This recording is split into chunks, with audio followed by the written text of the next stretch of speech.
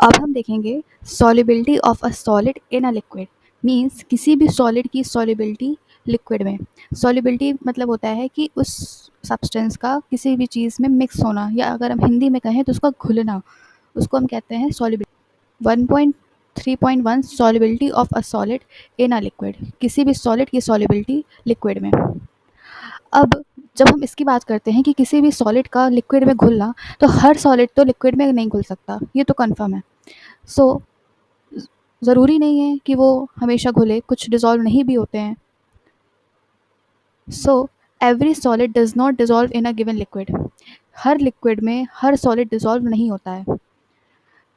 While sodium chloride and sugar dissolve readily in water, जैसे कि हम देखते हैं जो सोडियम क्लोराइड होता है और जो शुगर होता है वो पानी में बहुत अच्छी तरह से डिज़ोल्व हो जाता है, उसको अगर हम मिक्स करेंगे तो बहुत अच्छी तरह से डिज़ोल्व हो जाएगा। Naphthalene and anthracene do not, लेकिन वहीं उसी जगह अगर हम पानी में नैप्थलीन या फिर एंथ्रासीन को डिज़ोल्व करें तो वो डिज़ोल्व नहीं होगा।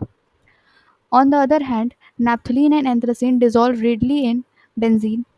अगर हम दूसरी तरफ देखें, ऑन द अदर हैंड जो नैप्थलीन है और एंथ्रासीन है वो बेंजीन में डिज़ोल्व बहुत अच्छी तरह से हो जाएगा, but sodium chloride and sugar do not. लेकिन वहीं अगर सोडियम क्लोराइड और शुगर को अगर हम डिज़ोल्व करने की कोशिश करें बेंजीन में, तो ये दोनों डिज़ोल्व नहीं होंगे।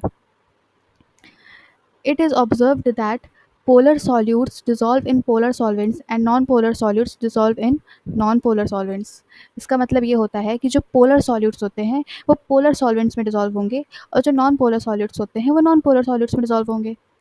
In general, a solute dissolves in a solvent if the intermolecular interactions are similar in the way, or we may say like dissolves like। इस लाइन का मतलब ये है कि अगर हम जनरली देखें तो हम ये पाते हैं कि कोई भी चीज़ किसी चीज़ में डिज़ोल्व तभी होगी जब उनके इंटरमॉलिक्यूलर अट्रैक्शंस दोनों में सिमिलर हो या सेम हो। आई रिपीट, कोई भी चीज़ किसी चीज़ में डिज़ोल्व तभी होगी जब उन दोनों चीज़ों का जो इंटरमॉलिक्यूलर अट्रैक्शन है वो सिमिलर हो या सेम हो। और अगर हम इसको दूसरी लैंग्वेज में कहें तो हम ये कह सकते हैं दैट लाइक डिज़ोल्व्स लाइक। अब हम देखते हैं नेक्स्ट पैरा। नेक्स्ट पैरा कहता क्या है, व्हेन अ सॉलिड सॉल्यूट, जब भी कोई सॉल्यूट जो कि सॉलिड स्टेट में है is added to the solvent, वो किसी सॉल्वेंट में ऐड किया जाता है, उसमें मिक्स करने की कोशिश की जाती है या फिर उसमें मिलाया जाता है। Some solute dissolves and its concentration increases in solution, उस सॉल्यूट के कुछ पार्टिकल्स उसमें बहुत अच्छी तरह से, या कहें कि वो सॉल्यूट पूरी तरह से उस सॉल्वेंट में डिज़ोल्व हो जाता है, जिससे कि जो हमारी सॉल्यूशन की जो कंसनट्रेशन है, जो हमारी सॉल्यूशन की जो मात्रा है वो बढ़ जाती है। This process is known as dissolution, इस प्रोसेस को हम डिज़ोल्यूशन कहते हैं। आई रिपीट, अब आप डिज़ोल्यूशन होता क्या है। जब भी कोई सॉलिड सॉल्यूट लें, जब भी कोई सॉलिड पार्टिकल लें और उसको हम किसी भी सॉल्वेंट में डाल के उसको मिक्स करने की कोशिश करें, तो कुछ सॉल्यूट ऐसे होते हैं जो कि मिक्स करने पर अच्छी तरह से डिज़ोल्व हो जाते हैं, या हम ये कहें कि घुल जाते हैं, उसमें अच्छी तरह से मिक्स हो जाते हैं, जिससे कि हमारा जो सॉल्यूशन की जो कंसनट्रेशन है, हमारे सॉल्यूशन की जो मात्रा है वो इंक्रीज़ कर जाती है। ऐसे प्रोसेस को हम कहते हैं, या इस प्रोसेस को हम कहते हैं dissolution. Some solute particles in solution collide with the solute particles and get separated out of solution। अब कुछ पार्टिकल्स तो डिसॉल्व हो जाते हैं, लेकिन कुछ पार्टिकल्स या कुछ सॉल्यूट ऐसे होते हैं जो कि सॉल्यूशन के पार्टिकल के साथ कोलाइड कर जाते हैं और ड्यू टू कोलिजन वो सॉल्यूशन से सेपरेट आउट हो जाते हैं। आई रिपीट कि कुछ सॉल्यूट तो डिसॉल्व कर जाते हैं, लेकिन कुछ पार्टिकल्स ऐसे भी बचते हैं जो कि सॉल्यूशन से कोलाइड करते हैं और फिर वो सेपरेट आउट हो जाते हैं सॉल्यूशन से। This process is known as crystallisation, ऐसे प्रोसेस को हम क्रिस्टलाइजेशन कहते हैं। Then a stage is reached when the two process occur at the same rate. एक स्टेज ऐसी आ जाती है जब दोनों प्रोसेसेस, कौन से दो प्रोसेस, एक तो हमारा डिसोल्यूशन का प्रोसेस जिसमें हम सॉलिड सॉल्यूट मिलाते हैं और वो पूरी तरह से डिसॉल्व हो जाता है, और दूसरी प्रोसेस क्रिस्टलाइजेशन की, जिसमें कुछ पार्टिकल सॉल्यूशन से कोलाइड कर जाते हैं और सेपरेट आउट हो जाते हैं, यानी कि बाहर निकल जाते हैं। ये दो processes, these two processes, a stage is reached when two processes occur at the same rate। ऐसी रेट मतलब एक ऐसी स्टेज आ जाती है जब दोनों प्रोसेसेस डिसोल्यूशन और क्रिस्टलाइजेशन सेम रेट से होने लगते हैं। Under such conditions number of solid particles going into solution will be equal to the solid particles separating out। ऐसी कंडीशन में जो सॉलिड पार्टिकल्स मतलब नंबर ऑफ सॉलिड पार्टिकल्स जो कि अंदर जा रहे हैं सॉल्यूशन के, यानी कि उसमें डिसॉल्व हो रहे हैं, यानी कि डिसॉल्यूशन की प्रोसेस, और number of solid particles separating out of solution, यानी कि सॉल्यूशन से जो बाहर निकल रहे हैं, यानी कि क्रिस्टलाइजेशन की प्रोसेस, वो दोनों इक्वल रेट से होने लगती हैं, वो इक्वल हो जाती हैं ऐसी कंडीशन में। And a state of dynamic equilibrium is reached, और ऐसी स्टेट को हम कहते हैं कि इक्विलिब्रियम आ गया है। At this time dynamic equilibrium आ जाता है। At this stage, the concentration of solute in solution will remain constant under the given condition, that is temperature and pressure. ऐसी कंडीशन पे या ऐसी स्टेज पे जो सॉल्यूट का जो कंसंट्रेशन होता है, सॉल्यूट मतलब कि जो चीज़ हमने मिलाई है उसका जो कंसंट्रेशन होता है, कंसंट्रेशन मतलब उसकी मात्रा, वो कांस्टेंट हो जाती है। जब डायनेमिक इक्विलिब्रियम रीच करता है तो जो सॉल्यूट का जो कंसंट्रेशन है सॉल्यूशन में, वो कांस्टेंट हो जाता है, सेम रहता है। और कौन कौन सी कंडीशन में? अगर हम टेम्परेचर और प्रेशर को फिक्स रख दें या सेम रख दें तो। Similar processes is followed when gases are dissolve in liquid solvent.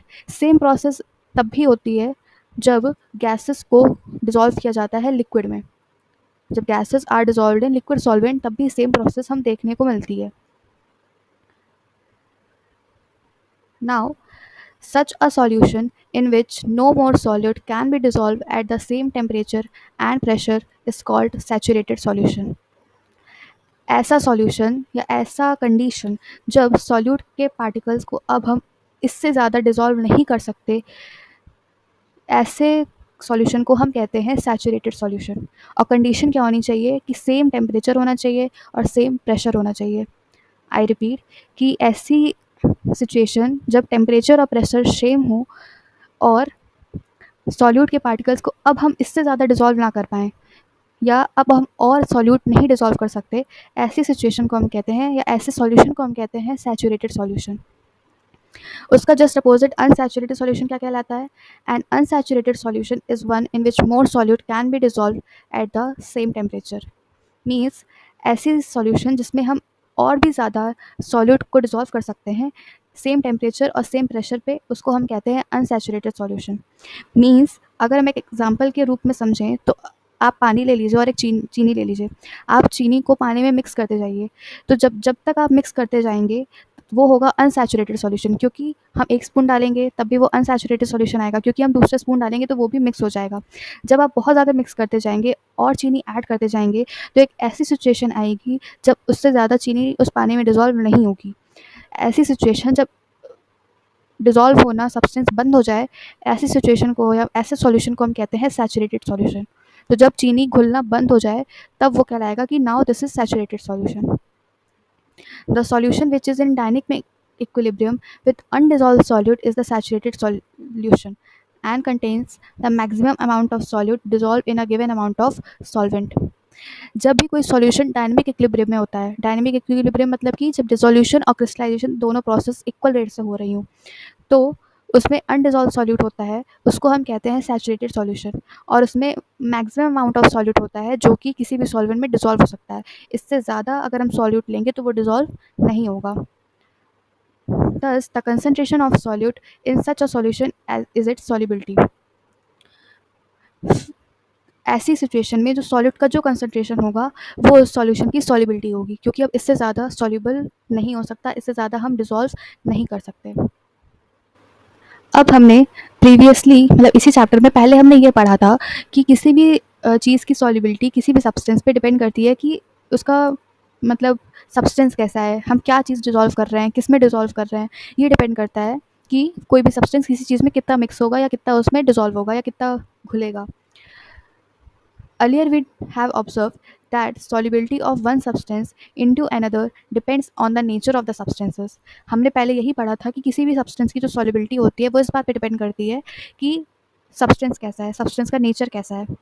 But in addition to these variables, two other parameters is that temperature and pressure also control this phenomena. इसके अलावा मतलब substance का nature तो decide करता ही है कि solubility कैसी होगी, बट इससे एडिशन में या इससे और जोड़कर दो और फैक्टर्स हैं या दो और पैरामीटर्स हैं जो कि इस फिनोमेना को डिफाइन करते हैं। वो दो पैरामीटर्स हैं temperature and pressure. Temperature and pressure. Temperature और प्रेशर भी डिसाइड करते हैं कि उस सब्सटेंस की सॉलिबिलिटी क्या होगी। सो ओवरऑल 3 फैक्टर्स हैं जो कि डिसाइड करते हैं। पहला नेचर ऑफ द सब्सटेंस, दूसरा temperature and third one is pressure. अब हम लोग ने टेम्परेचर का तो इफेक्ट देख लिया, अब हम देखेंगे इफेक्ट ऑफ प्रेशर। प्रेशर का क्या इफेक्ट पड़ता है? तो अगर हम बात करें सॉलिड इन अ लिक्विड की, मीन्स अगर किसी सॉलिड को हम डिजोल्व करेंगे लिक्विड में, तो ऐसे केस में प्रेशर का कुछ ज़्यादा इफेक्ट हम लोग को देखने को नहीं मिलता। ऐसा इसलिए होता है क्योंकि जो सॉलिड और लिक्विड होते हैं वो दोनों ही इनकम्प्रेसिबल होते हैं। हमने पहले क्लासेस में पढ़ा होता है कि सबसे ज़्यादा कंप्रेसिबल होता है गैसेस, और जो सॉलिड और लिक्विड है वो बहुत ही ज़्यादा इनकम्प्रेसिबल है। तो इसलिए प्रेशर का सॉलिड एंड लिक्विड के केस में ज़्यादा इफेक्ट हम देखने को नहीं मिलता है। Pressure does not have any significant effect on solubility of solids in liquid. Pressure का ज़्यादा इफेक्ट, सिग्निफिकेंट इफेक्ट नहीं मिलता देखने को अगर हम बात करें सॉलिड इन अ लिक्विड की। इट इज़ सो, ऐसा इसलिए होता है because solids and liquids are highly incompressible. जो सॉलिड और लिक्विड होते हैं वो बहुत ही ज़्यादा इनकम्प्रेसिबल होते हैं। कंप्रेस मतलब उसको दबाना, तो बहुत ऐसा नहीं दबाया जा सकता। And practically remain unaffected by change in pressure. और प्रैक्टिकली देखा जाए तो प्रेशर से बहुत ही ज़्यादा अनअफेक्टेड रहते हैं, उनका कोई अंतर या फ़र्क देखने को नहीं मिलता।